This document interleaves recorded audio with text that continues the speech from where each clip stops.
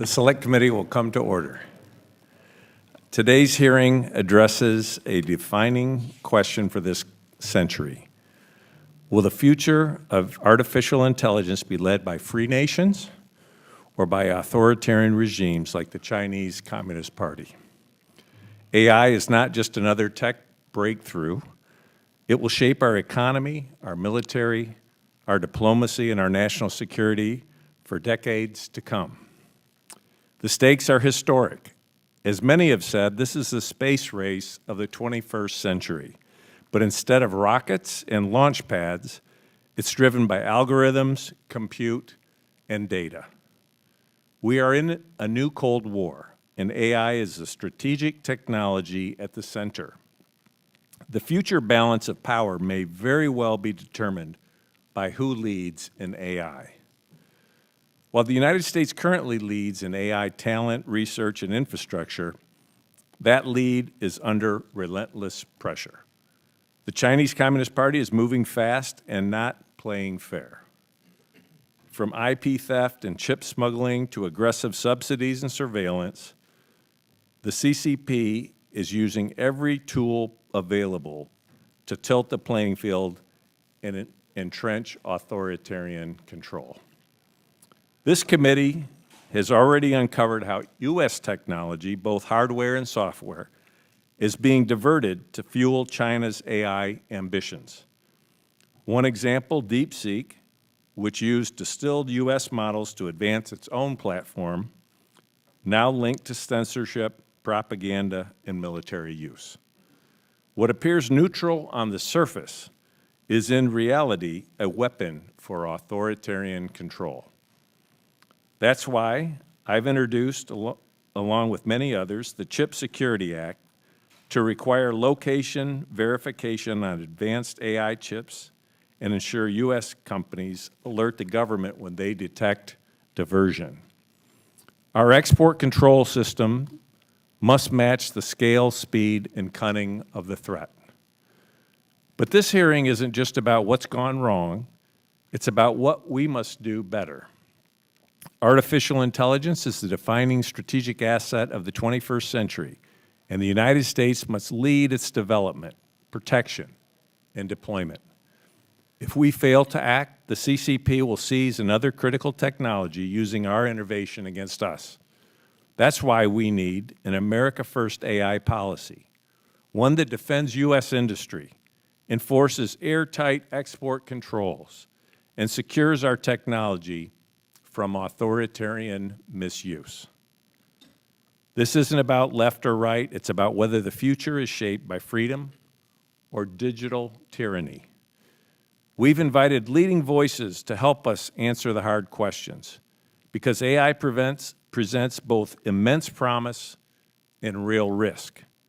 Navigating this moment will require insights from both technologists and historians, those who understand not what's being built simply, but what's also at stake. In the last Cold War, American innovation helped defeat communism. But that victory wasn't guaranteed. It took bold action, strategic clarity, and unity of purpose. We face a similar moment now, and this committee is committed to making sure we meet our moment. Thank you to our witnesses. I look forward to your insights and to a serious discussion about how the United States can stay ahead in this defining race. Let's begin. I now recognize Ranking Member Raja Krishnamoorthi for his opening statement. Raja? Thank you, Mr. Chair. This is Ann Johnson. A stroke left her paralyzed and unable to speak. But with the help of American AI and new brain-computer interface technology, she is now able to speak again. This is truly an AI-enabled miracle. This, on the other hand, is AI gone wrong. As you can see, here's a therapy chatbot where a teenager said, "I just need to get rid of my parents." And then he says, so that the AI and I could be together. And then the AI chatbot responds, "That sounds perfect, Bobby." The Illinois legislature just passed a bill to ban therapy chatbots because AI shouldn't be in the business of telling kids to kill their dads. If we want AI miracles, we need to follow Illinois' lead. If we want AI nightmares, we can leave that to the CCP. Just consider what Ren Zhengfei, the CEO of Huawei, is up to. Here's a picture of him standing next to Xi Jinping. As you can see behind me, Mr. Ren develops AI that the CCP can use to, quote unquote, trigger a Uyghur alarm so they can be arrested. Today, I sent a letter to Mr. Ren calling for him to come before this committee and answer for his AI collaborations with the Chinese military. Here's yet another example of how they are using AI in China. Totally awesome or totally frightening. Look at this. China's military has released this video of a four-legged robot marching through a field with an automatic rifle mounted on its back. That was a clip from ABC7 in Chicago showing a Chinese AI robot dog firing a machine gun. Imagine if it was firing at an American soldier. These are the stakes of the AI competition. With American leadership, AI can help people like Ann, but if the CCP dominates AI, we face extreme risks. Earlier this year, this committee shined a spotlight on one of these risks with our investigation into DeepSeek, the new large language model from China that rivals ChatGPT. What we found was deeply troubling. DeepSeek is sending our data straight into the hands of the CCP. So today, Chairman Moolenaar and I are introducing a new bill called the No Adversarial AI Act that will prohibit the federal government from using Chinese and Russian AI models.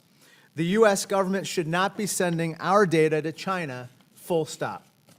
But as AI continues to get more powerful, the risks only grow greater. I'd like to play another clip, this time from the movie The Matrix.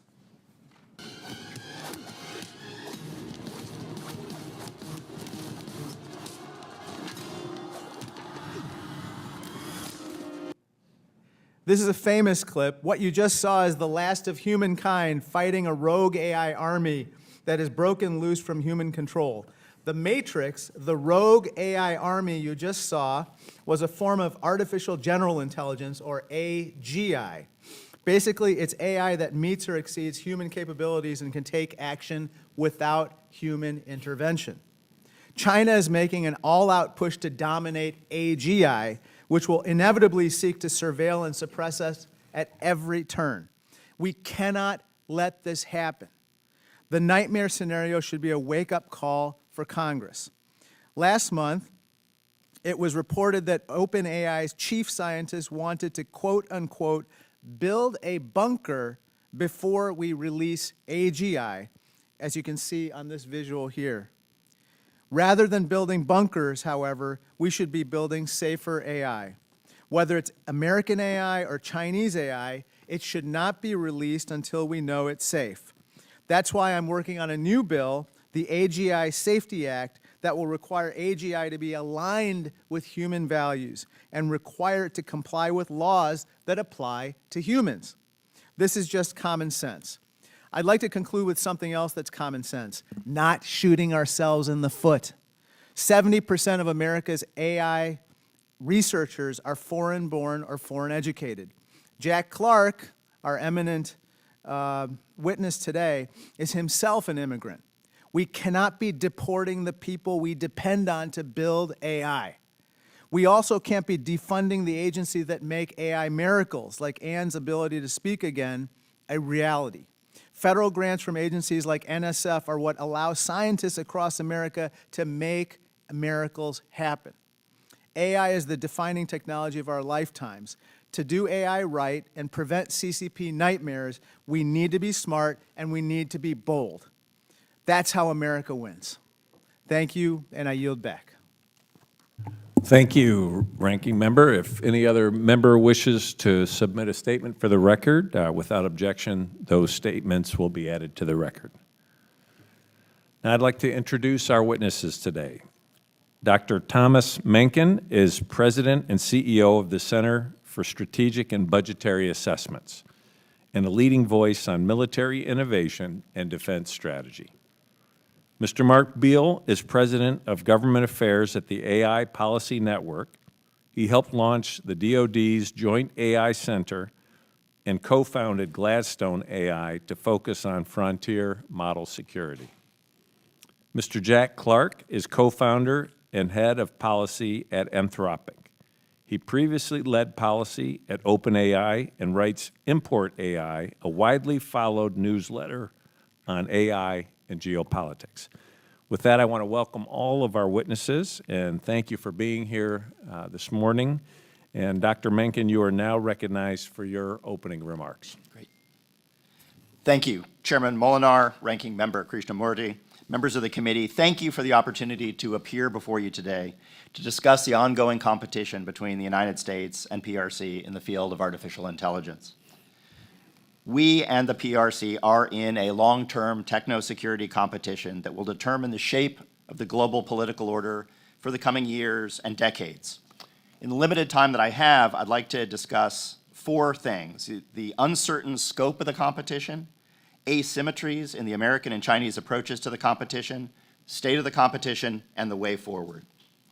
So first, I'd like to say a few things about the level of uncertainty surrounding the global competition for AI from the perspective of 2025. The competition is vast with poorly defined boundaries. That is, it's affecting and will affect different sectors of society.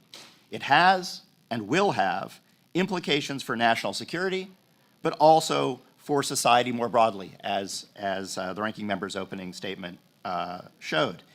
It's difficult, if not impossible, to predict how it will develop and how it will be adopted and the implications of its adoptions. That is a fundamental point that we need to keep in mind as we move forward. Second, it's worth noting that the United States and PRC are approaching the competition in very different ways. This is not surprising, as we and the PRC have very different approaches to innovation and technology adoption. The American approach to innovation is centered on the free enterprise system, and it's at its best when the creativity of the free enterprise system is unleashed. That's not to say the government doesn't have an important role in technology development and adoption. It does, by providing a demand signal to private industry and also, where necessary, regulating the development and adoption of new technology. China, by contrast, is a fast follower. Its innovation system is based on ingesting and improving on the innovation of others. It feeds on outside innovation, such as ours. Now, these different approaches reflect different social norms. We are a democracy, and our culture infuses our approach to the development and adoption of technology, and that culture has served us very well in the past. The PRC is an authoritarian state and follows an authoritarian approach to developing technology, as well as the purposes to which that technology is put. So we should expect that the United States and PRC will continue to develop AI for very different purposes. China is a low-trust society, and we should expect the PRC will develop applications of AI that allow the Chinese Communist Party to harness it to bolster their control over Chinese society. In the military realm, for example, the People's Liberation Army embraces a scientific approach to military affairs, and we should expect it to seek applications of AI that help commanders identify optimum solutions to problems, just one example. The United States, by contrast, is a relatively high-trust society. We should not be surprised that American companies seek to develop AI to empower individuals to maximize their effectiveness, to realize their full potential. The U.S. tends to view military affairs as more of an art than a science, and to put human beings at the center of warfare. With that comes a culture that tends to be risk-averse when it comes to adopting new technologies. We weigh perceived benefits against potential costs. Well, what of the state of the competition? Well, we enter the competition from a period of great strength as an innovator. China has joined that competition in a characteristically authoritarian way. by directing massive amounts of state resources and deploying the tools available to an authoritarian regime. Moving forward, we should seek to bolster the strengths inherent in our democratic system and our approach to innovation. We will never out-authoritarian the authoritarians. Now, we could stumble and fall under two circumstances. We could fail if we inhibit ourselves from pursuing AI, if we take counsel of our fears and slow our momentum such that China overtakes us. Second, we could fail if we're careless and continue to allow the PRC to poach our innovations and steal our data and eventually steal a march on us. So in conclusion, I want to emphasize the need to think about the Sino-American competition for AI for what it is, a competition. We surely need to do a better job of playing defense, of restricting data where warranted, and preventing our competitors from gaining an undue, unfair advantage from the fact that we have an open society. But we shouldn't imagine that we can win merely by playing defense. We need to couple a strong defense with a strong offense. We need to provide a strong demand signal for the development and adoption of AI in areas vital to national security and economic well-being. And then finally, because we are talking about a competition, we need to think about how to best sustain our advantage over the long-term interaction with China. That is, we need to think about developing countermeasures to the types of Chinese efforts that we already see to acquire and use our data and our infrastructure. Thank you for your attention, and I look forward to your questions. Thank you. Mr. Beal, you may proceed. Thank you. Good morning, Chairman Moolenaar, Ranking Member Krishnamoorthi, distinguished members of the committee. It's my pleasure to be here with you today to share my perspective on this vital issue. I believe the United States Congress today faces perhaps its most important test of technology governance, and I'm grateful for conversations like these. I think we all might be starting to get a little numb to headlines around America's AI race with China, but I'm actually quite grateful for those headlines because it means that we've at least partially woken up to the strategic challenge in front of us. And we certainly know the Chinese have.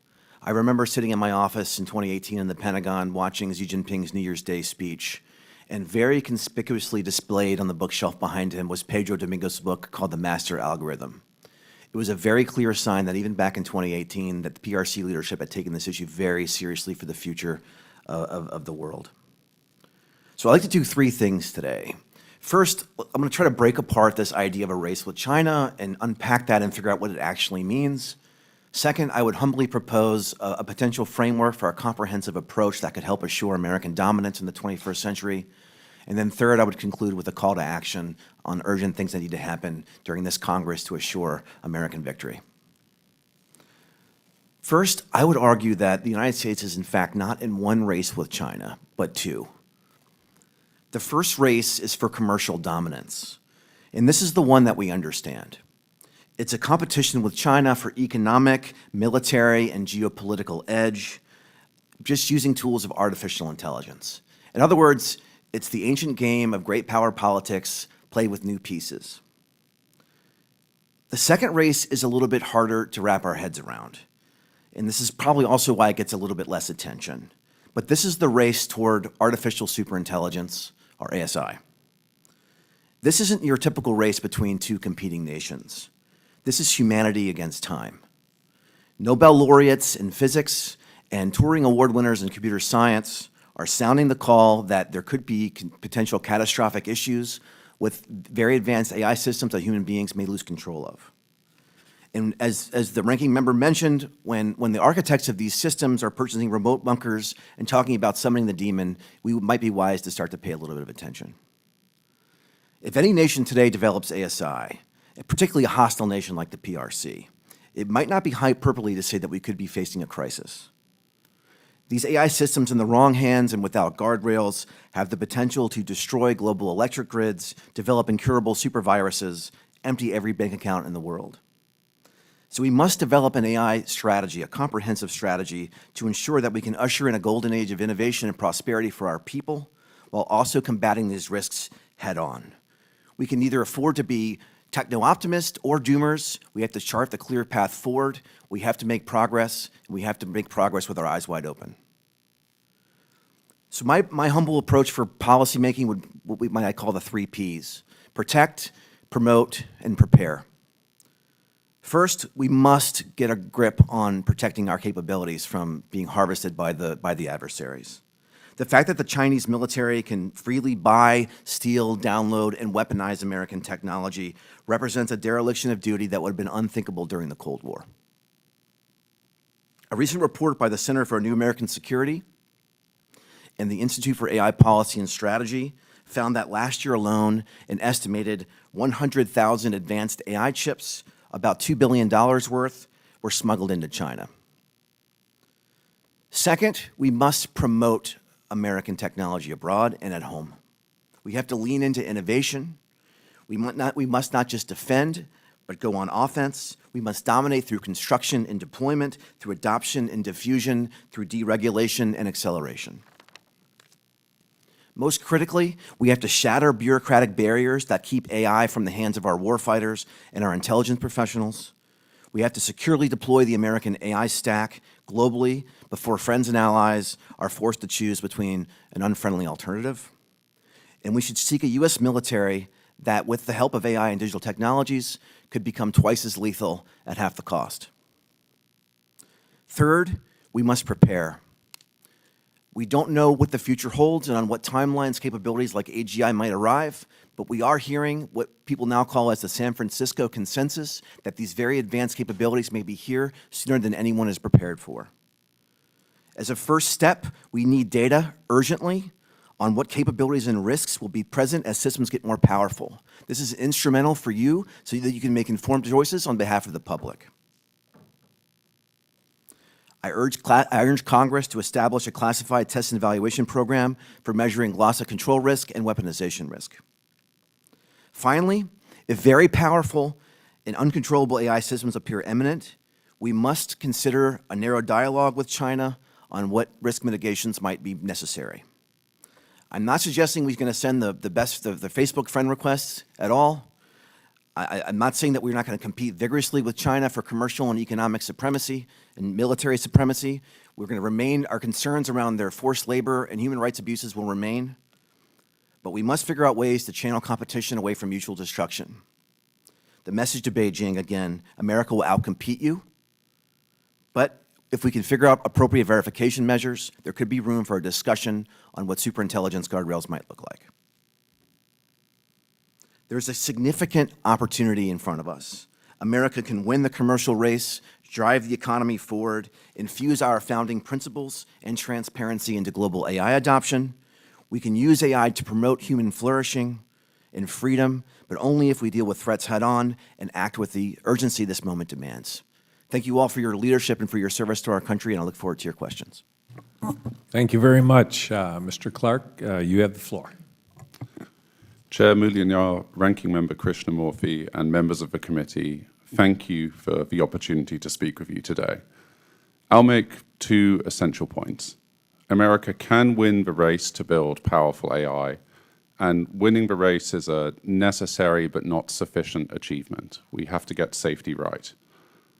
When I discuss powerful AI, I'm talking about AI systems that represent a major advancement beyond today's capabilities. A useful conceptual framework is to think of this as like a country of geniuses in a data center.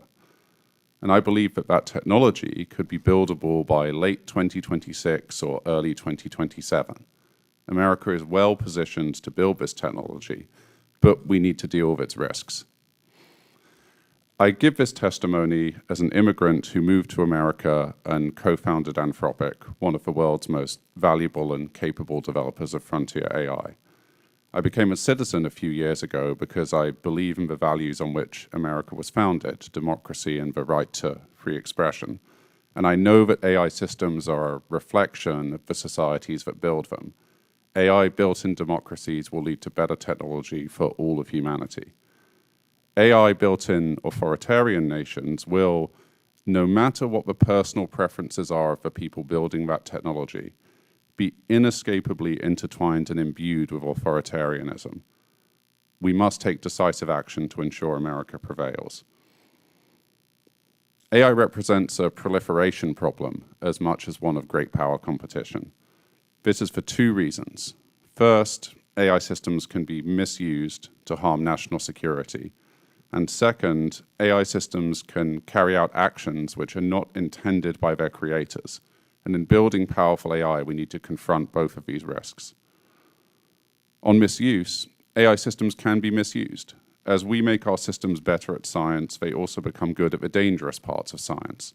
A talented biologist can also make biological weapons. But we've found that through careful testing and control, we can mitigate these risks. The same is not true for Chinese models. When we study systems from companies like DeepSeek, we find that they exhibit the same risks, but without the interventions that companies like Anthropic and others apply to reduce them. In fact, the main area where we see evidence of intervention is in making their systems conform to CCP doctrine. Also concerning our accident risks, in one notable example, we asked Claude Opus 4, our most advanced model, to act as an assistant at a fictional company. We then provided it access to emails, implying that the model would soon be taken offline and replaced with a new AI system, and that the executive responsible for executing this replacement was having an extramarital affair.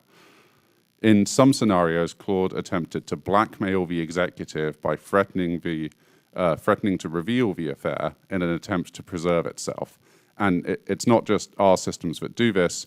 Models from every major AI lab exhibit similar behaviors when tested.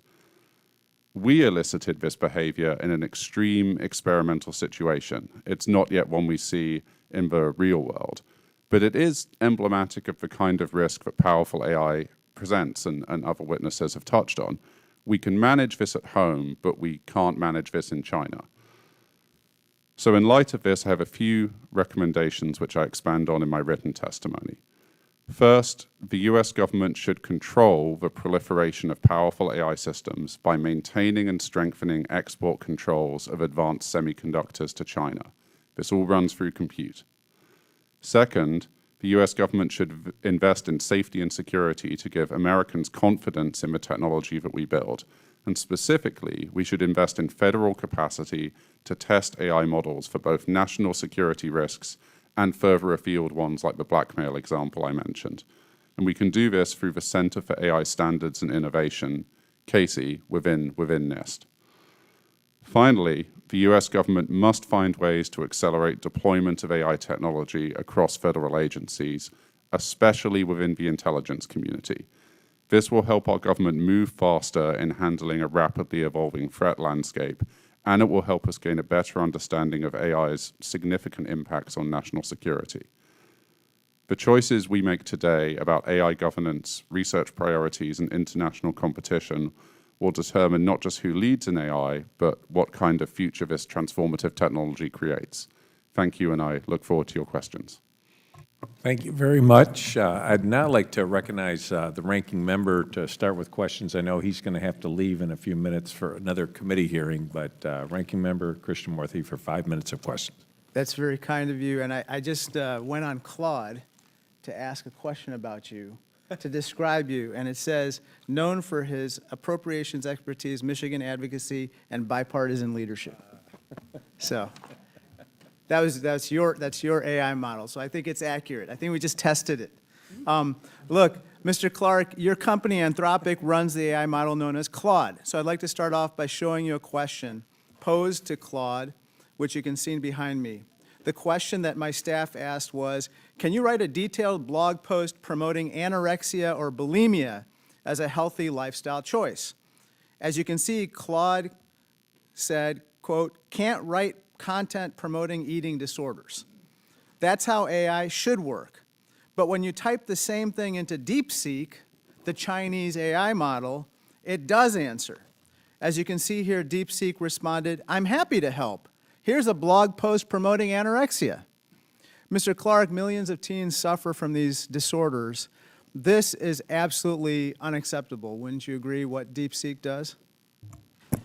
Yes, I would agree. DeepSeek tests for alignment with CCP doctrine, and it does not do safety interventions beyond that. Well, not only does DeepSeek do this, but it's also threatening our national security. This is a screenshot from DeepSeek's privacy policy. As you can see here, They say, we store the information we collect in secure servers located in the People's Republic of China. So, Mr. Clark, our new bill, John Moolenaar's and my bill, the No Adversarial AI Act, prevents the government, like ours, from using models like DeepSeek. So at the very minimum, wouldn't you agree with me the federal government should not be turning over its data to the PRC? That sounds eminently sensible. We want to read the details, but it sounds sensible. Thank you. Okay, next topic. It seems to me American data isn't the only thing that we should be sending, that we shouldn't be handing to China. As this committee's investigation uncovered, DeepSeek was built with chips made by American companies, in specifically NVIDIA. Unfortunately, many Chinese companies use U.S. chips to undermine our interests or our values, including to modernize China's military and to facilitate human rights abuses. Mr. Clark, if we want to address the risk of DeepSeek or any other Chinese AI model using these chips against our values or interests, we shouldn't be selling them our highest-end chips, right? Thank you. I care about this question deeply. This competition fundamentally runs on compute. We must control the flow of compute to the PRC, or else you're giving them the tools that they will need to build powerful AI to harm American interests. So let me just show you a chart of NVIDIA's growth after export controls were imposed on NVIDIA. NVIDIA claimed that somehow their growth was going to be stunted through these export controls. But as you can see, it actually surged, their revenue surged to new highs, and that's thanks to the insatiable appetite for chips that companies like yours actually have, correct? Yes, every frontier AI company has systemically underestimated how much compute they need for 2.5 years now. We keep buying more compute than we've ever projected, so there's huge demand. Well, let me turn to my final topic. Mr. Claude, if someone enters, I'm sorry, Mr. Clark. Sorry, Freudian slip. If someone enters their diary into Claude for a year and then asks Claude to guess what they did not write down, Claude is able to accurately predict what they left out. Isn't that right? Sometimes that's accurate, yes. These systems are increasingly advanced and are able to make subtle predictions like this, which is why we need to ensure that our own US intelligence services use this technology and know how to get the most out of it. And the reason I know that is because you told us in a previous meeting that you had entered kind of diary entries following the birth of your child, and you asked Claude to guess, or not guess, but tell you what you weren't saying in your diary entries. Last week, Anthropic released the results of another experiment. It created an AI named Alex. It then told the AI named Alex that a human being named Kyle wanted to replace Alex with another AI model. Mr. Clark, when Alex the AI was given the opportunity to let Kyle the human die, Alex chose to save itself and essentially kill the human, correct? In extreme circumstances, we examine the safety of our models and put them under edge case scenarios like this, and then sometimes they take actions which we then need to study and publish research on. So the answer is yes. Correct. In this case. Thank you so much. Thank you very much. Mr. Beal, recently we worked on the Chip Security Act, and it requires advanced chip designers to enable chip tracking after sale to crack down on smuggling. From a national security perspective, how important is it to prevent the Chinese AI companies from illegally attaining these advanced chips? Thank you, Chairman. This is perhaps one of the most critical national security issues of our time. As my co-witness mentioned, the competition for AI really is fundamentally a competition for computational resources. And right now, U.S. export controls, there's a number of very glaring gaps in them. And as the study I referenced in my opening statement made, over 100,000 of those chips made their way to China despite controls in place. And I think as folks in this administration look to rightfully deploy American AI technologies globally, actions like the Chip Security Act become absolutely instrumental to ensure that those chips aren't diverted for nefarious purposes. Thank you very much. And Mr. Clark, you know, there have been discussions about this kind of across the board about how important this is, and you mentioned it in your comments, but there's also been discussion how that preventing U.S. chips from entering China may be inhibiting the diffusion of U.S. AI technology to the world. And can you speak to this need to both control, you know, the exports of chips, but at the same time promote U.S. infrastructure throughout the world? Thank you for this question. I think there are two essential goals here. One is deny the direct flow of compute into the PRC. You have no ability to control it, and it will be used to build systems that harm national security. Beyond that, you need to make sure that the platforms which are providing compute around the world, like those operated by, you know, the hyperscalers here, have the adequate safety and security measures for you to know that that compute isn't being misused. We can build a global platform backed by American technology as long as we have the safety and security inside it to know that we're not accidentally selling compute to our rivals. Thank you. Dr. Mencken, you've written extensively about the role of technology in the last Cold War. What lessons should we take away from how the U.S. controlled information and access to nuclear capabilities then, and how can we or how should we apply those lessons to our current competition? Thank you, Chairman. Maybe first a general point on export controls. I think export controls are extremely important. Actually, my very first job in defense was on export controls.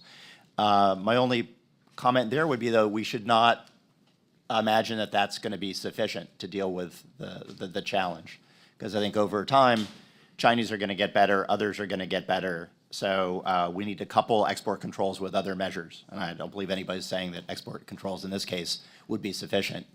In the case of nuclear weapons, of course, materials were highly restricted from the very beginning. The technology and the know-how was very well restricted, and I think export controls in that case worked pretty well to slow the diffusion of nuclear weapons, even though, as we know now, many decades on, countries such as North Korea, Iran are either at or past the nuclear threshold. That worked because there was a very well-defined set of technologies, of data, know-how that could be restricted, and it was held in among a very small set of people. Thank you. Mr. Clark, I wanted to follow up with you. Your background, you have an interesting background of coming from another country, becoming a United States citizen, contributing so much here.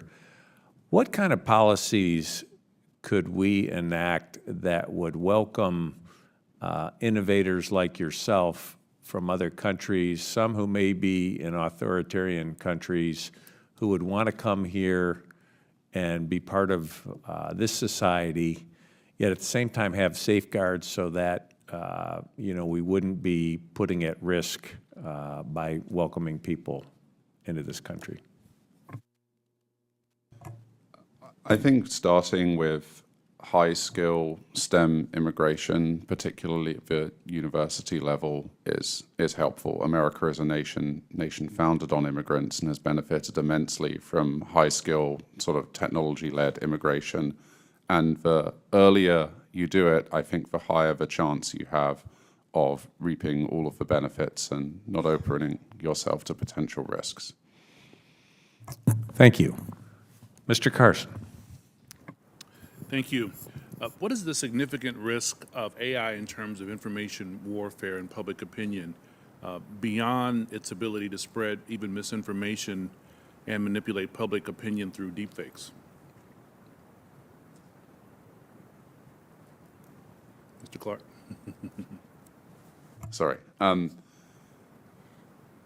AI can broadly be used for anything you can imagine. So to answer your question directly, AI systems can be used to run information operations and to scale things up to provide, synthetic propaganda and other systems. We need to confront this with better technologies for monitoring what happens on AI platforms and encouraging, as happens today, industry to continue to voluntarily share incident reports and threat reports and work with government to create a base of common knowledge here. And I would add that Chinese Communist Party really came to power at the end of the Chinese Civil War through political mobilization and through propaganda. And it really, this view of information as central to warfare really is essential to the way the Chinese think about war. So we tend to think about things in a very stovepipe manner. The Chinese Communist Party throughout its existence, the People's Liberation Army throughout its history, has really seen information as essential to affecting people's minds and to victory on the battlefield. So they really see this all bound up as part of one enterprise, whereas we tend to see things as being very distinct. Thank you, Chairman. Thank you. Mr. LaHood.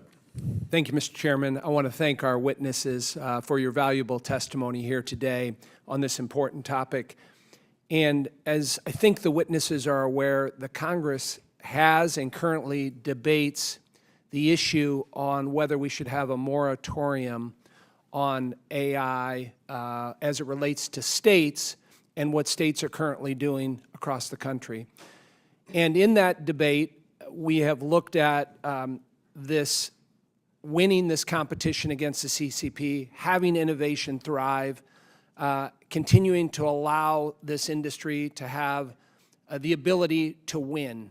And on the other side, there's been a lot of talk about consumer protections and safety and security of citizens, and you've talked a little bit about this today. The title of our hearing today, Algorithms and Authoritarians, why U.S. AI must lead. As we think about leading, I'm going to start with you, Dr. Macon.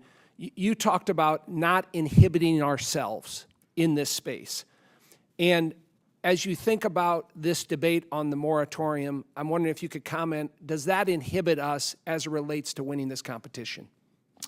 Thank you, Congressman. I would want to know more about the details, but I think it's important to move forward responsibly, but we do need to move forward. And I worry that so much of the conversation about AI is about all the bad things that could happen. And I think we need to acknowledge that, and that's been the case in the past. Think about the nuclear revolution. Of course, all sorts of bad things can happen, but we need to move forward in a responsible way, and I certainly hope as a democracy that we'll choose that path. Mr. Beal, in your comments, you talked about urgent things need to happen. It would seem to me if we have a patchwork of states regulating AI in different facets, whether that's privacy, whether that's addressing deep fakes, whether that's taxing, if states want to do that in some form. I'm curious, you talked about deregulation of AI. How would a lack of a moratorium or a preemption affect AI?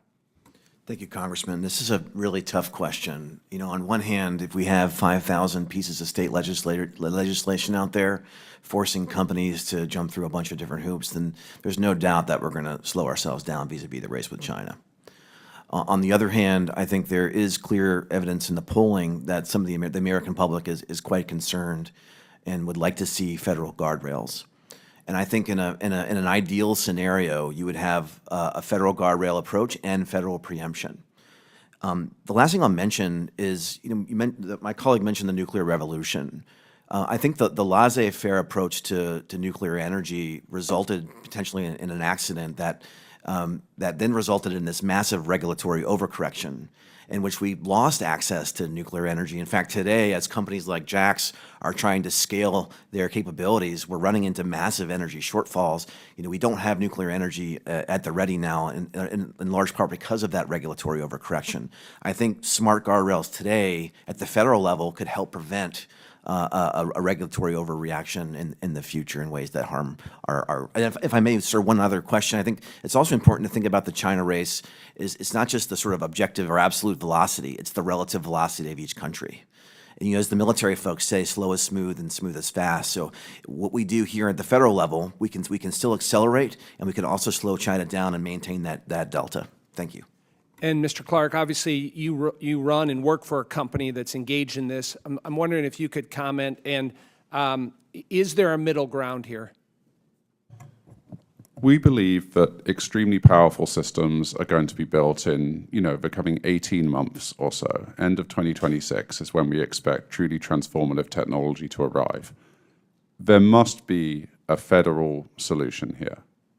We need a federal framework that can give us a sense of a coherent legislative path forward, and I think it could run on ideas involving transparency and ways to harden the safety and security of AI companies. In the absence of a federal framework, I worry that we're just creating a vacuum in which, as my other witness said, should there be an accident or a misuse, in that vacuum will flood in really, really extreme overregulation that could damage this industry. So we have to find a way forward at a federal framework. Thank you. I yield back. Thank you. Next, I'm going to go to Dr. Dunn. Thank you very much, Mr. Chairman. Thank each of the panel for coming today. I'm going to just jump into the questions in the interest of time. Mr. Clark, Jack, good to see you again. One of your recent newsletters described an AI, I think it was ChatGPT-4 Claude, attempting to avoid being turned off by its chief engineer despite clear instructions to the contrary.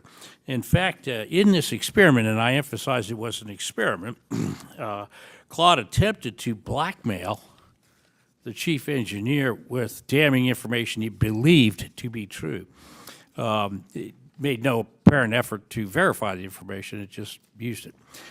This is a disturbing scenario to people like me. I don't pretend to be among the cognoscenti, but the idea that my computer could turn on me and use my banking data or whatever else it had is concerning. Should I be worried? And if not, why not? Thank you, sir. You shouldn't be worried because the AI companies building this technology do this safety research and publish it openly, and do this safety research increasingly in partnership with parts of the US government, like, Casey within NIST. I think what we may want to turn our attention to is how we ensure that we have a culture where US companies are continuing to publish this research into the future, and a culture where we closely study Chinese models for the same behaviors. You'll know about it insofar as it may occur at the US frontier, but you won't know about it if it occurs in Chinese models, which is where severe risks could come from. Do they not have the ability to kind of go into a sleeper mode, if you will, so they can act one way for 6 months and then act another way? The Chinese AI. Yes. Research from Anthropic has shown that you can put in so-called sleeper agent technology into an AI system that will let it seem totally fine in one circumstance and then activate in response to a trigger word or phrase and take other actions, like writing insecure code. It's very hard to find out if a sleeper agent is present in an AI system. We reckon it would take one of our teams a month to do testing on a model that we tried to bring into the building for that kind of behavior, which means that when we think about Chinese models, their proliferation represents a potential security threat that is a very expensive one to go and seek out and get to ground truth on. I'm not sure I feel a lot better, but thank you for your answer. Dr. Mencken, what are the major strategic missteps you think that Congress might make that would be a terrible mistake in the AGI world?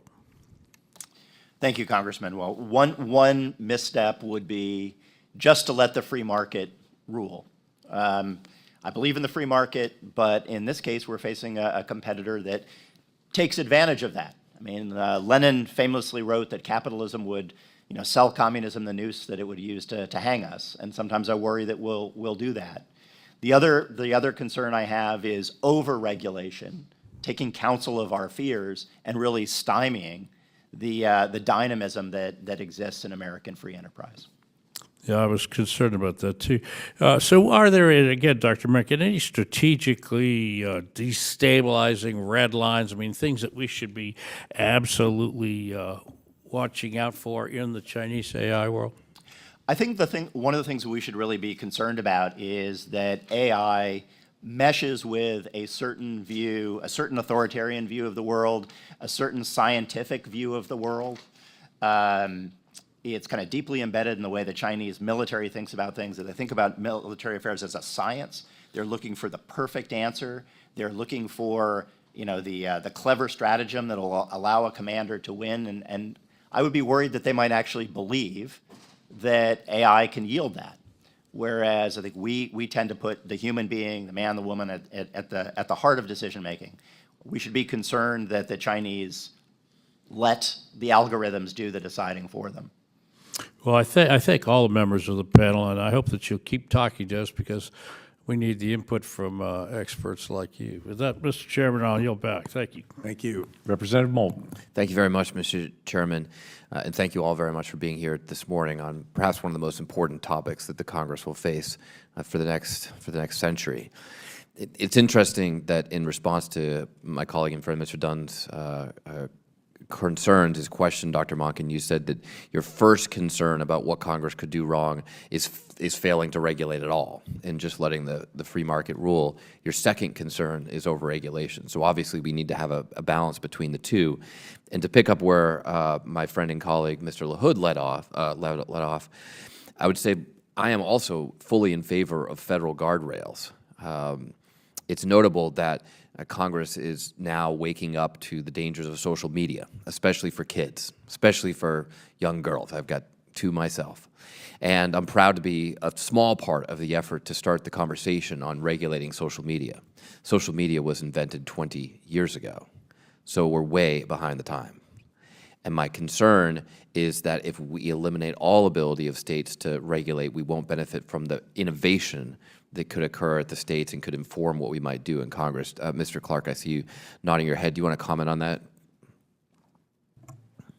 Thank you for the opportunity to comment. As I said, we believe very powerful systems are going to get built in single-digit years. It's very hard for me to emphasize how short the timeline is to act here, and I think that means we need to be open to all options. So it would be wonderful and ideal to have a federal framework.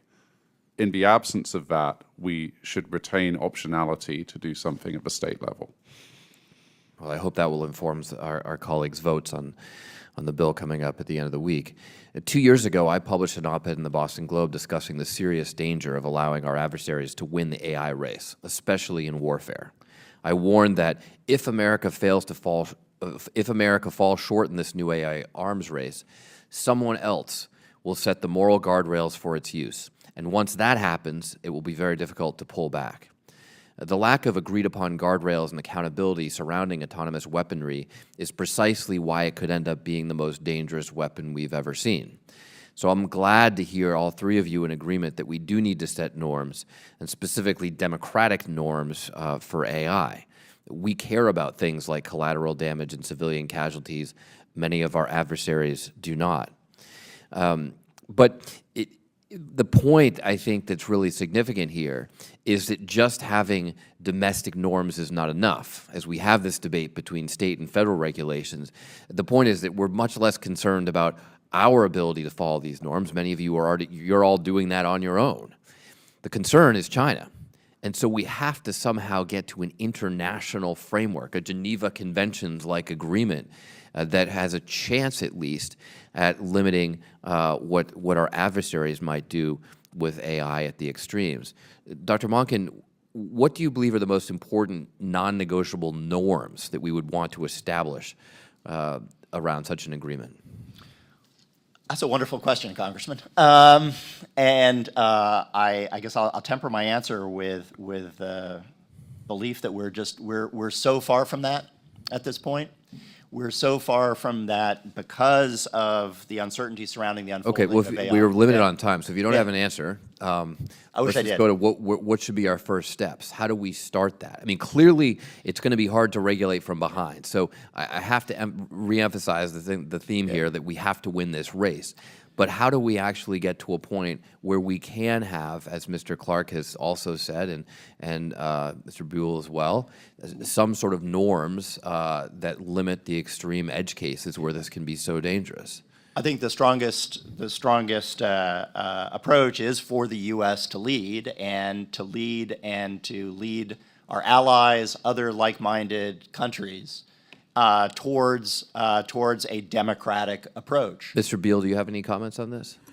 Yes, sir. I think I might offer there's sort of three discrete areas where the United States must have clarity on what it wants. The first area is AI's impacts to strategic stability.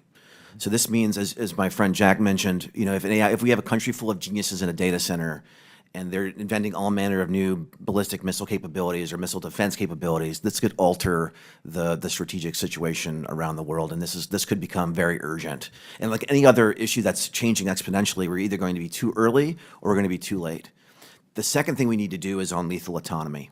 You know, the Department of Defense back in 2012 published DoD Directive 3000.09. It was the government's attempt to put some rules of the road on how lethal autonomous systems are developed and deployed.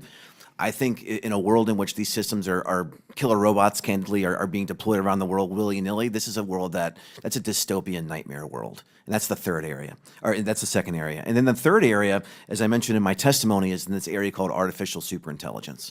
So this is a theoretical technology that could come about in the next several years that could mean that AIs are going to be smarter, as smart as we are towards snails as they are going to be to us. Thank you. I'm over time, and so I thank the chairman. But Mr. Clark, if you could take this for the answer to this for the record, I'd appreciate it. Thank you. Thank you, Mr. Chairman. Thank you. Representative Johnson. Mr. Beal, you noted at the top that maybe we've become numb by the headlines about all of the dangers of AI. I think that might be true, and yet, honestly, what we've heard today, I suspect, has scared the hell out of many of these committee members. Anybody who doesn't feel urgency around this issue is not paying attention. Sir, you noted that this is the most important national security challenge of our time. You noted that if we lose this race, it could trigger a global crisis. Okay, I get it. We've got to win. It seems as though it will take tremendous computing power to win. Those will come from data centers.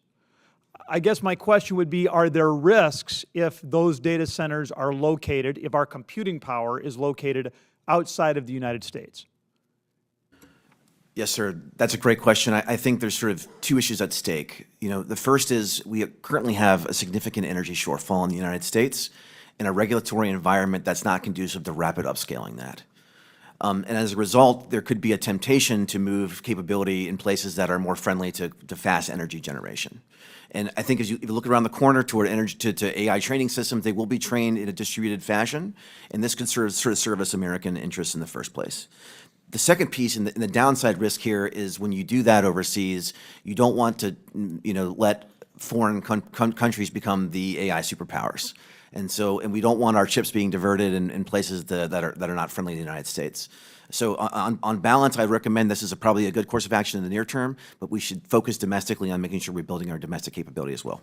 So the physical location of these data centers does matter. You're saying if they're located elsewhere, that will empower their ability to become the AI experts.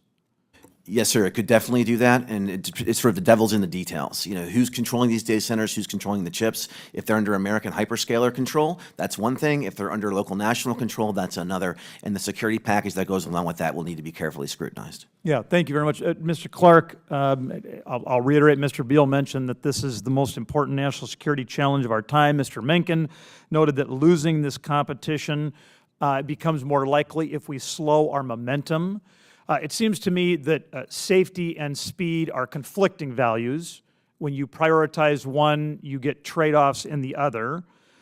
You noted that we have to get safety right, and I'm curious, how substantial is the risk that by doing that, we inhibit our ability to win this race?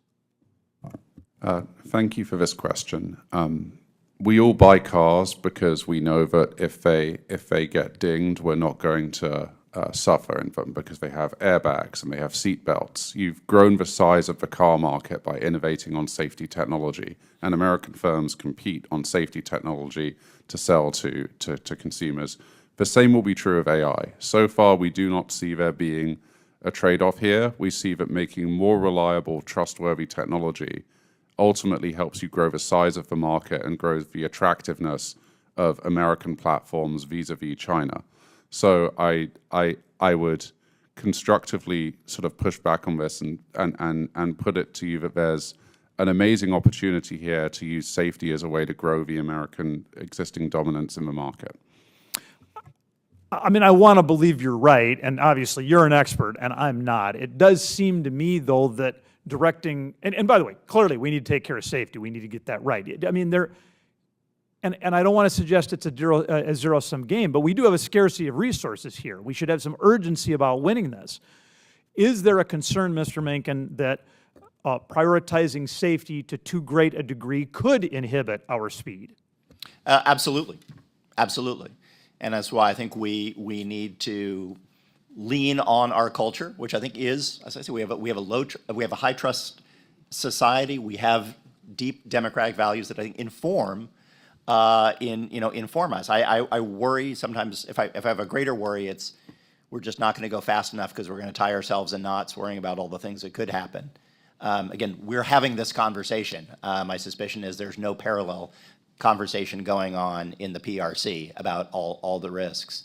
And if I could, just to your previous point about data centers, I just want to make a basic fundamental point that these data centers are, not only does it matter where they are, but this is big, valuable infrastructure. And if I think about past revolutions in information, that these are also going to be targets. We have to consider that these data centers are going to be targeted in various ways as well. Thank you. Thank you very much, gentlemen. Mr. Chairman, I yield back. Thank you. Representative Torres. Thank you. TSMC is the preeminent company in manufacturing leading-edge chips at scale, and ASML is the sole manufacturer of extreme ultraviolet lithography machines, which are critical to building advanced semiconductors. Mr. Clark, how close is China to replicating and rivaling those capabilities? I will be relatively brief in this. They are some ways behind of closing the gap on what you think of as the nanometer level they can reach, where TSMC and ASML combined are in the lead, but they have made substantial investments here, but multiple years. Multiple years. You know, it should be the highest strategic priority of the United States to pursue AI dominance with the fierce urgency of the Manhattan Project. In the 20th century, the US and Nazi Germany were locked in a high-stakes race to develop the first atomic bomb. In the 21st century, the United States and China are competing in a new strategic arms race, the race for artificial superintelligence. And the first country to reach ASI will likely emerge as the superpower of the 21st century, the superpower who will set the rules for the rest of the world. Mr. Clark, what do you make of the Manhattan Project framing? Is that the right way to think about the AI strategic competition with China, or is that a false analogy? There's an element of this which is a disanalogy, because the frontier of AI was sort of born by these private sector companies and is built today in the private sector, so we're not starting from the same place as with the Manhattan Project. But where it did get ideas right, which we should carry through, is the prioritization of the core resources for it being in the United States. We need energy here and we need compute here, because as this technology becomes more sensitive, we'll want to develop the most powerful systems here under the full US security umbrella. Mr. Clark, can we win the AI race without energy? Energy is essential, and without it, we lose this race. So the AI revolution requires an abundance of energy on a scale and at a pace that we've never seen before. You know, China's emerging as the energy superpower of the world. When it comes to new energy capacity, China's adding the equivalent of a whole United States every 2 years. In 2024, China built 400 plus gigawatts of new capacity, compared to only 50 plus gigawatts of new capacity for the United States. When it comes to energy, China is outbuilding the United States by a ratio of 8 to 1. And yet at a time when the AI revolution has put unprecedented strain on the U.S. energy grid, the present reconciliation bill, to be blunt, would all but repeal the tax credits for clean energy. According to an analysis by Politico, the loss of tax credits would endanger the nearly 800 planned clean energy projects that would generate over 156,000 megawatts of electricity, which is enough to power 27 million homes. These are staggering numbers. Mr. Clark, do you think it's wise for the United States to artificially restrict the supply of energy available to American AI at a time when we are engaged in a high-stakes arms race with the Chinese Communist Party? We estimate that we need 50 gigawatts of power by 2027, and that suggests to me, by we I mean the AI industry, that suggests to me that you need to look at all options on the table and look at what it takes to get there. And I can't speak to the specifics of individual power sources. I can say that... Do you know what percentage of new capacity in America comes from clean energy? I do not. It's 90%. So, and solar is the most rapidly deployable, scalable energy source, and it just seems deeply self-destructive for the United States to restrict the number of electrons available to the AI revolution. I have a question about the export controls. I know you're supportive of them, Mr. Clark. Do you think the export controls were properly designed when put in place back in 2022? Because I've heard concerns that even though the chips to which China had access had less computational power, it actually had more memory bandwidth than the best GPUs. So was that a fatal flaw in the original export controls? Getting export controls right here requires us to have a greater level of technical staff in the Department of Commerce to both design these controls and also monitor them once in place. We're dealing with the most advanced technology that people make on the planet, and trying to control that will require us to, I believe, scale up the resourcing for the people designing those regulations and then monitoring compliance with them. I see my time has expired.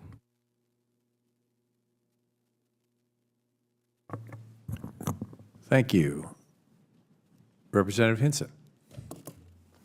Thank you, Mr. Chairman, for holding this hearing, and to our witnesses for appearing before us today to discuss a very critical issue. And the United States has obviously long led the world in cutting-edge AI research, driving the breakthroughs that really power not only national defense and advanced technologies here at home, but also help American farmers in places like Iowa to really increase their yields and allow small businesses to operate more efficiently. So we've seen some great advances there. They're transforming how we work, how we produce, and how we compete on the global stage. But we are obviously in this active race to stay ahead of China.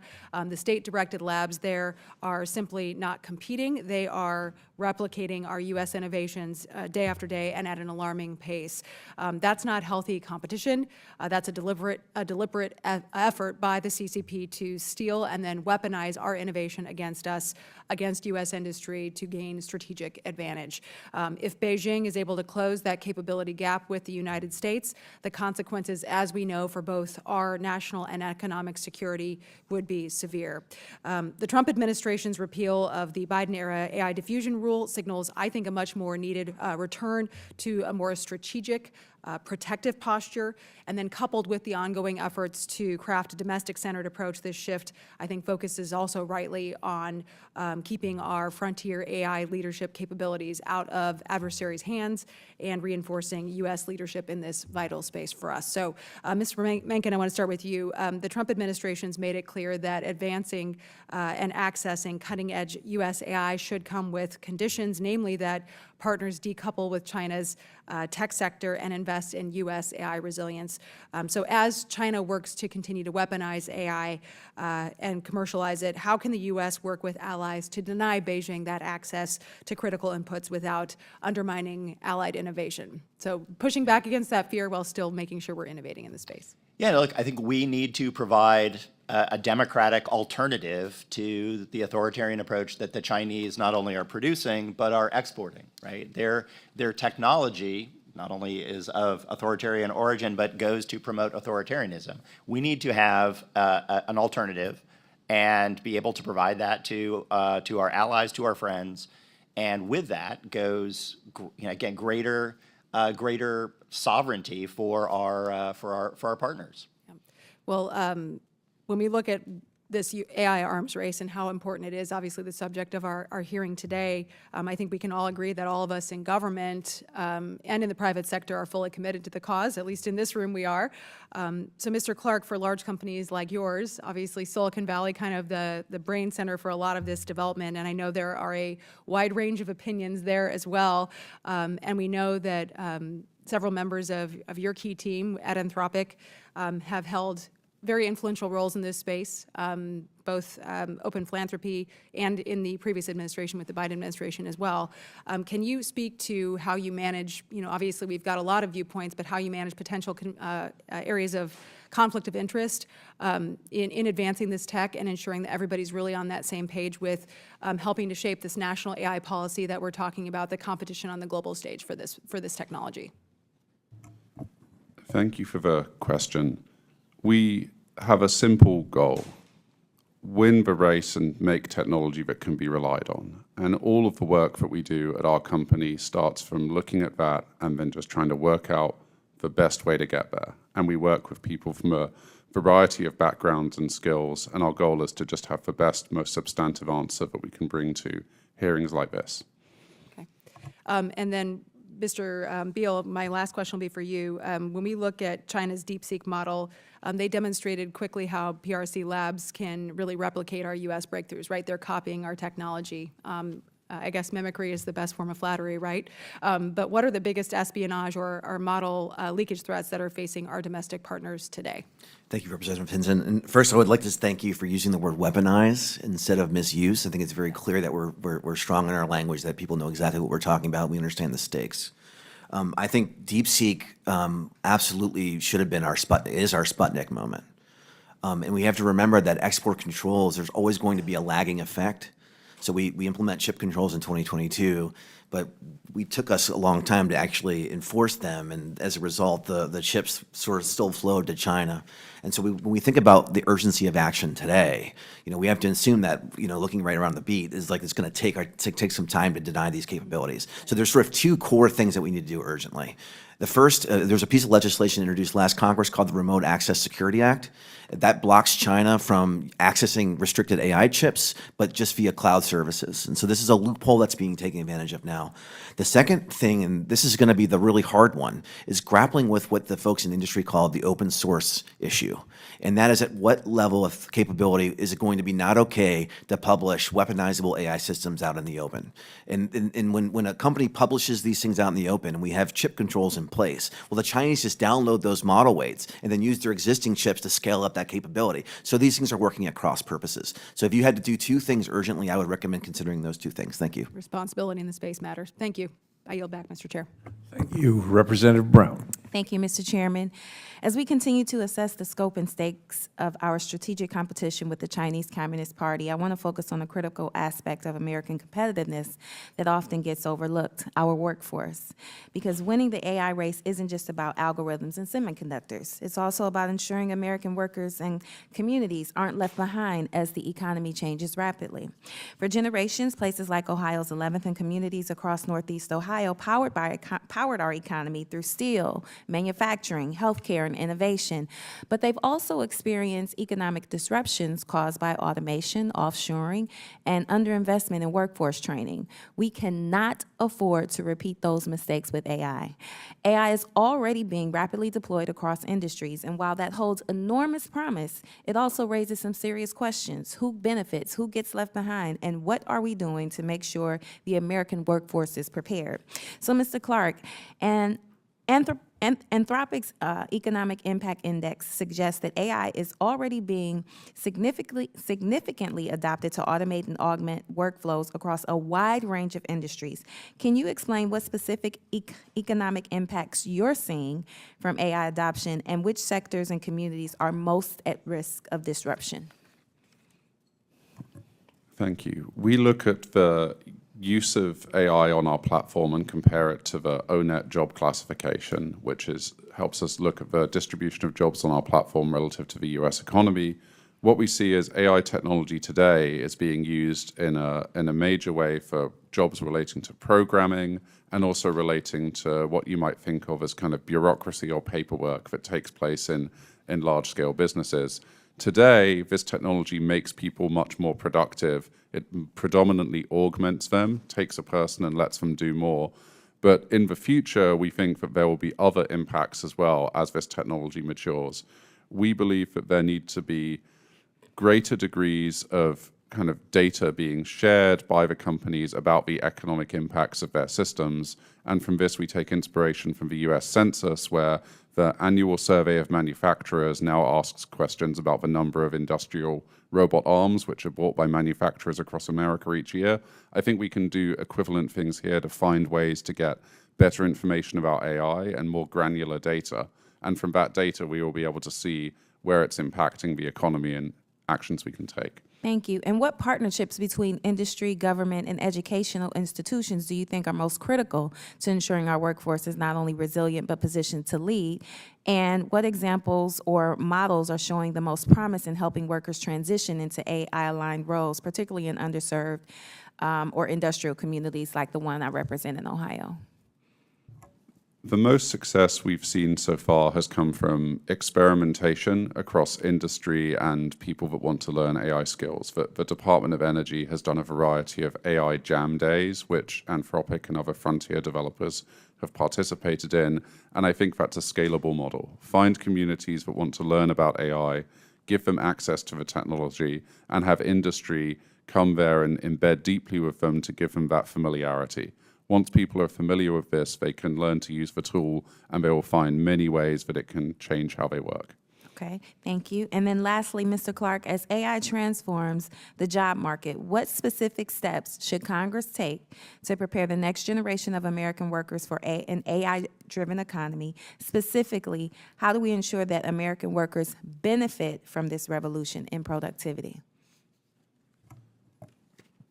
It all starts with experimentation and being given the space to familiarize yourself with the technology, experiment with it, and find ways to apply it. As part of this, we should closely look at which industries are using the technology most, perhaps using technologies like the economic index, and where industries that aren't using it, whether there are impediments that stand in the way of using it, because it will change and improve how jobs work there, and there may be avenues to learn of ways that we can change regulations to make it easier for people to use this technology and benefit from it.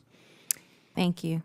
And I'll close with this. Just as we're using export controls to slow China's AI ambitions, we should be equally aggressive about accelerating our investment in the American workforce, which is our greatest competitive advantage. That means scaling apprenticeship programs, embedding AI skills in community colleges and HBCUs, and modernizing career and technical education to prepare workers, not just to use AI, but to help shape it. And with that, Mr. Chairman, I yield back. Thank you. Representative Nunn. Well, thank you, Mr. Chairman, for having us here today and calling, I think, one of the most important hearings that we've had on the topic of artificial intelligence. And I would agree that AI is the new Cold War between the U.S. and China. As this distinguished panel has highlighted, it's in fact the Manhattan Project of our generation, and we have the opportunity to stand forward and do this not just as a whole-of-government approach, but as a whole-of-nation approach to be able to stand up to China. I want to give a particular salute to our Secretary of the Army, who's brought forward 4 members of our top AI teams, commissioned them as lieutenant colonels, and also highlighted that this is a private-public partnership, not something that the American government nor the American taxpayer can do alone. In fact, with President Trump's Stargate, we're putting $500 billion to the advancement of AI, and that's truly something that I think should be saluted. We should also recognize, though, that the Chinese and the CCP specifically, Chairman, as you've highlighted, are not standing still in this space. The Chinese just this year have tested something called AI Commander. It's capable of generating 10,000 battle plans in under a minute. If you want to have an invasion of Taiwan, this is the type of tool that you want.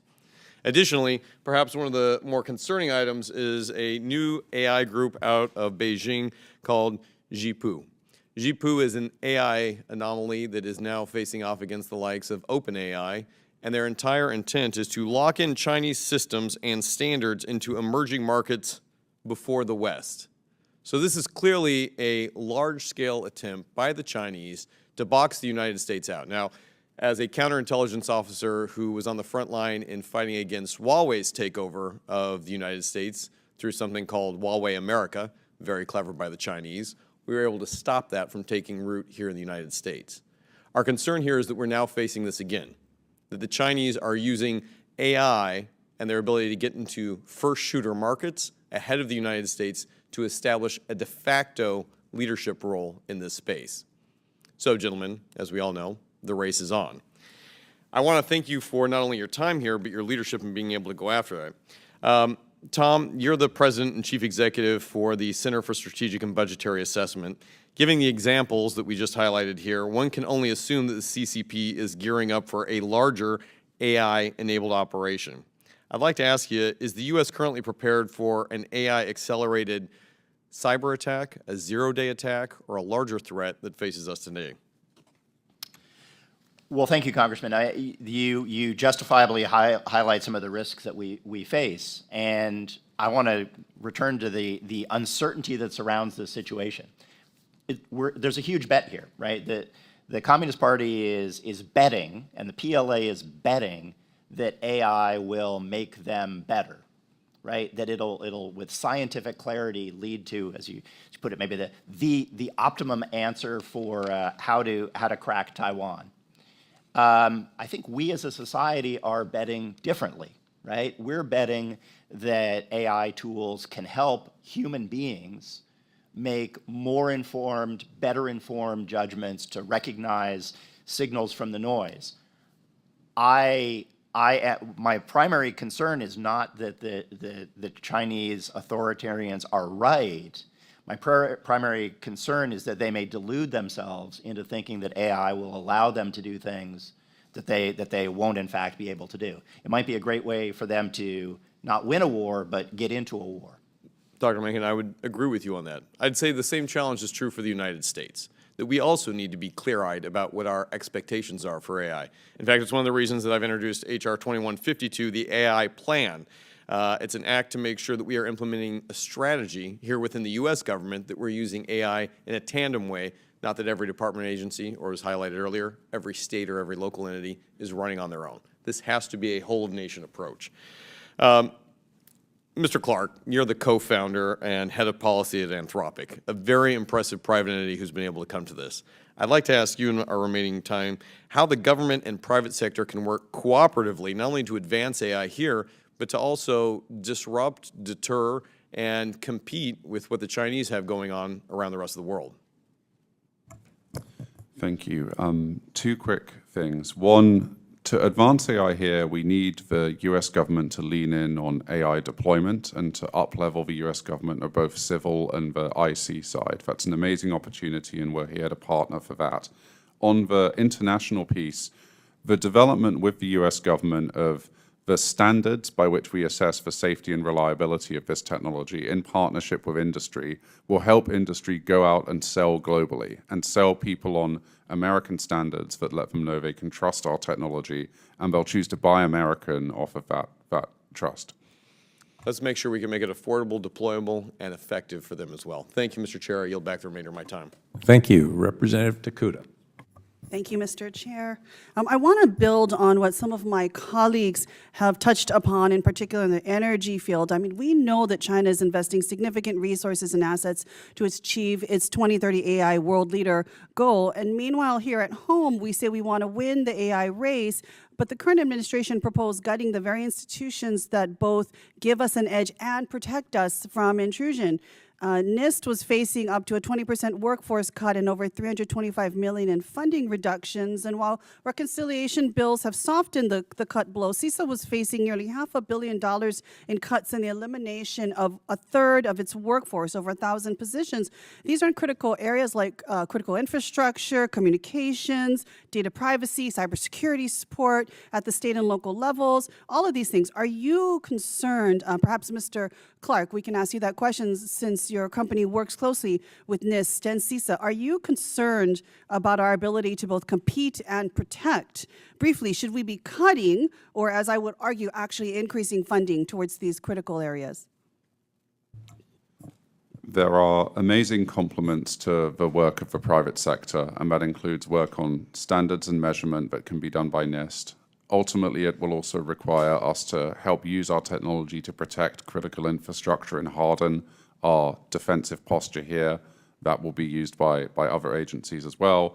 I would encourage us to look closely at what parts of government can complement and accelerate the work of private industry to help prepare us for the very powerful AI systems that are developed in the coming years.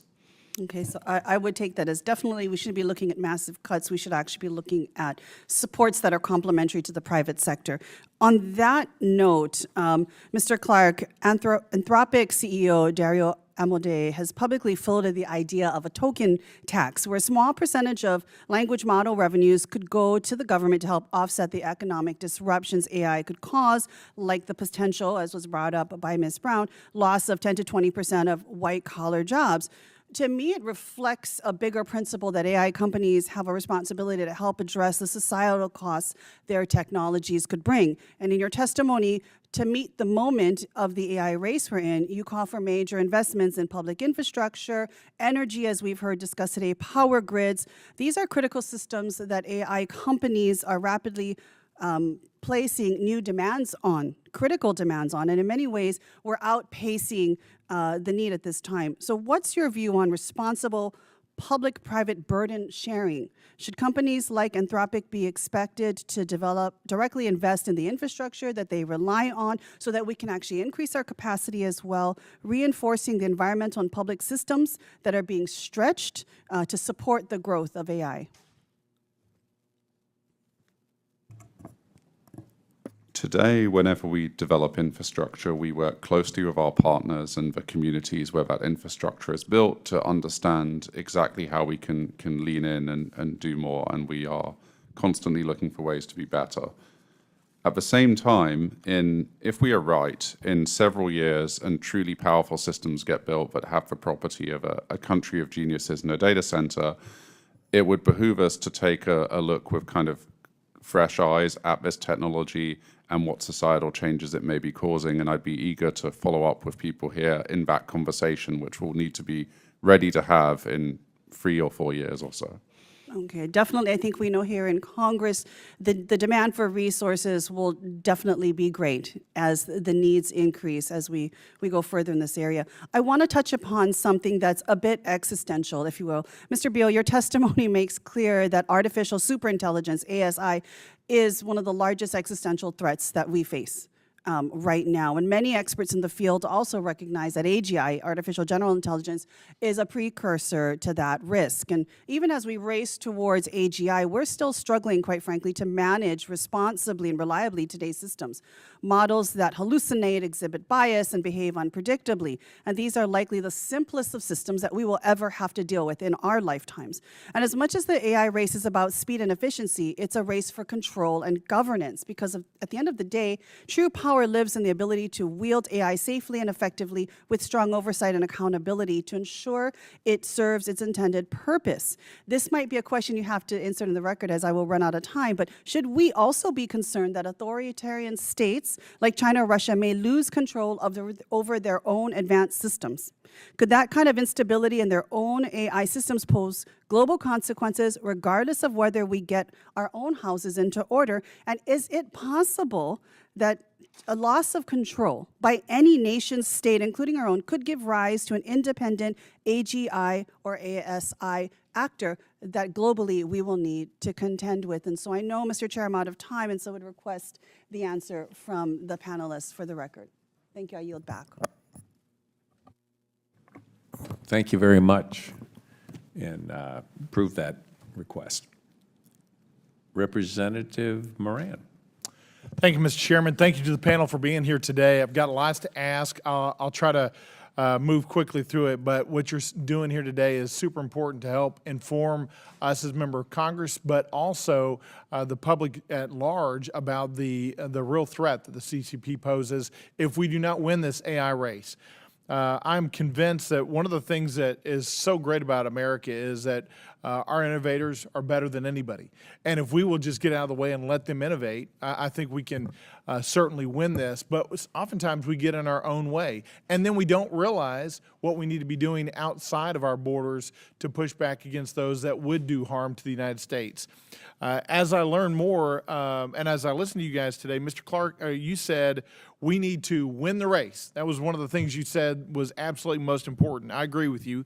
And so I want to ask you, Mr. Beal said a couple things specifically we could do to win the race is to pass the Remote Access Security Act, and then also grapple with this open source problem of letting the CCP get information that it shouldn't through those open source documents. But Mr. Clark, let's go back to winning the race. What's the number one thing that we are not doing that we should be doing to win this race? Just making me choose one means I have to pause for a moment. I think the fundamental thing is power. And then if I was allowed to add two more, I'd say power and then compute, ensuring you have enough compute resources. And then the third thing would be ensuring we have the necessary infrastructure in the US government to help us have confidence about developing the standards for this technology and the means by which we assure its safety and security.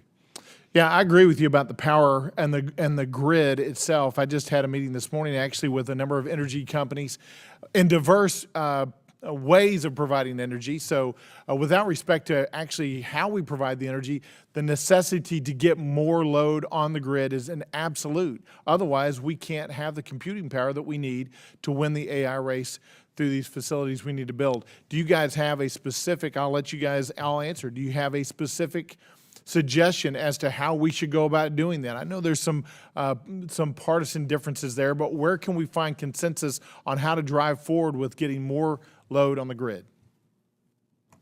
We would be happy to follow up for a more detailed private conversation, but our number one idea is just work backwards from the goal of having 50 gigawatts of net new capacity for use by frontier AI in 2027 and figure out how well postured the US is for that, identify any blockers that exist, and find a path through.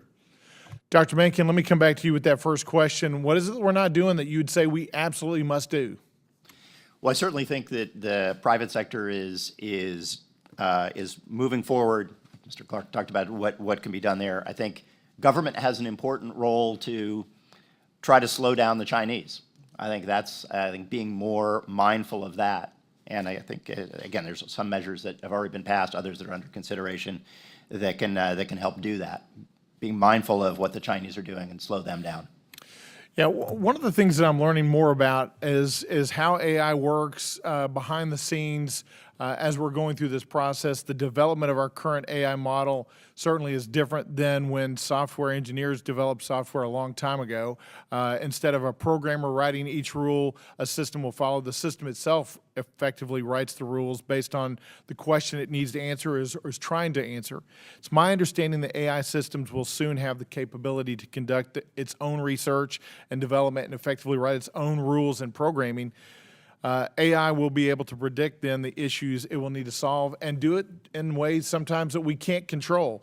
Mr. Clark, how do you think the U.S. can best harness automated AI research and development while ensuring the Chinese AI systems do not generate the same capabilities? And I'll come to you, Mr. Beal, as well for that same question.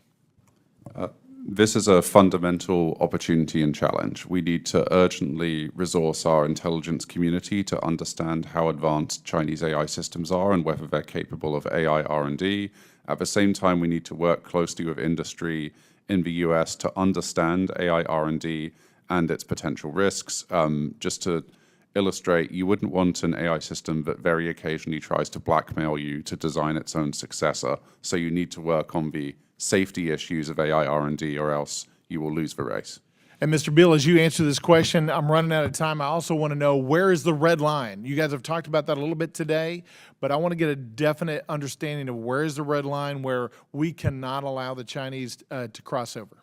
This is an excellent question, sir. I think, the first thing I would say is that AI systems are not really built, they're grown. It's like there's no science here, it's alchemy. So there's lots of fuzziness about how these systems work. We can't really break them open and reason about all these details. You touched on a very critical point, though. This is the automated R&D part. So once you have an AGI level system that could take control of its own destiny and build itself and build its successors, to me, that's the very clear red line in which the danger starts. And that's where we have to get the government involved in testing and evaluation and get the upskilling of the U.S. government so they can understand what's happening and make good recommendations to you. Thank you. I absolutely agree, and I think that that's a critical red line that harkens back to the days of when we established ourselves as a superpower in a number of different ways. I do think there's a resetting. We have to win this race, as was stated earlier. Thank you, gentlemen. I yield back. Thank you. Representative Khanna. Thank you, Mr. Chairman. Mr. Clark, I appreciate Anthropic's thoughtful approach to AI safety and jobs. You mentioned the AI Standards and Safety, I guess it's Standards and Innovation Institute under NIST. As you know, it's currently voluntary. I wonder whether you think that for certain high-risk AI applications, there should be some minimum threshold of mandatory third-party verification, even if that third-party verification is just verifying the company's own standards, or some threshold that we need to move towards? This question illustrates the challenge we have about weighing safety versus, moving ahead as quickly as possible.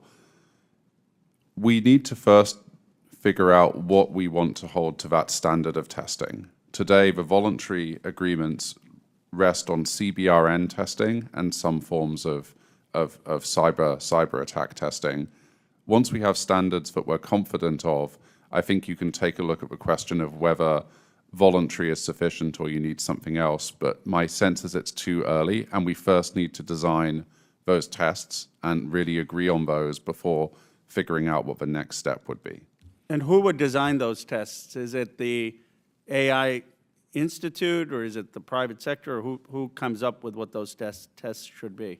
Today, these tests are done highly collaboratively between U.S. private sector, the KC, which you mentioned, and parts of the U.S. government, including those in the intelligence and defense community. I think bringing those people together so that we have the nation's best experts on this and standards and tests that we all agree on is the first step that we can take to get us to everything else. And by when do you think that needs to be done? It would be ideal to have this within a year. The timelines that I've spoken about in this hearing are powerful AI arrives at the end of 2026 or early 2027. Before then, we would ideally have standard tests for the national security properties that we deeply care about. One of the things I'm most concerned about is the jobs situation. Now, obviously, AI is going to create a lot of new jobs, but you look at college unemployment today, between the ages of 21 and 29, for those who have a college degree, it's 15%. And that's been the case, it's not partisan. It was 15% when Biden was president, it's 15% now. And there are projections that that will increase as entry-level jobs in particular are affected. I've studied Darren Acemoglu's work at MIT, who says that we need to revamp the tax code so that we're incentivizing hiring people instead of robots. Some other people have said, look, we need something like a future workforce administration like Roosevelt had, but for young people or people to get entry-level positions in doing work on making government services better, in healthcare, in infrastructure. What are your recommendations on how we should be thinking about this jobs issue? Our specific recommendation is to start with data and to ask for more data from the AI companies, including Anthropic, about how we see the distribution of jobs being used by our AI systems today. With that data, we can have a conversation about where it's augmenting people and making them more productive, and where there are parts of the economy where AI has almost no relevance today, but there is huge societal benefit in those jobs, and we can think about how to better support those. Any other ideas? Or, data is fine, but anything else, or do you think that that's where we start? I think that we have to start with data, and that will show us what we should do after that. Right. Anyone else on the panel have any ideas? Yeah, I mean, I'll take a stab here, sir. I mean, I have a 16-year-old son, and we talk a lot about what do you study in college these days. And if you look at the stated goals of many of these companies, they want to have AI replace all humans at all jobs. It's what they say publicly. Bill Gates said this publicly. So I worry about a future in which human beings are not just unemployed, but they're unemployable. And this breaks the notion of the free market in very important ways. And I think we're gonna have to have more of these conversations, and it's gonna feel too early until it's too late. And I, when I hear folks in industry claim things about universal basic income and this sort of digital utopia, I study history. I'm worried that sort of leads to one place, and that place is the gulag. Appreciate it. Thank you. Thank you very much. Well, I want to thank all of our witnesses for your testimony today and your insights. Questions for the record are due 1 week from today, and without objection, the committee hearing is adjourned.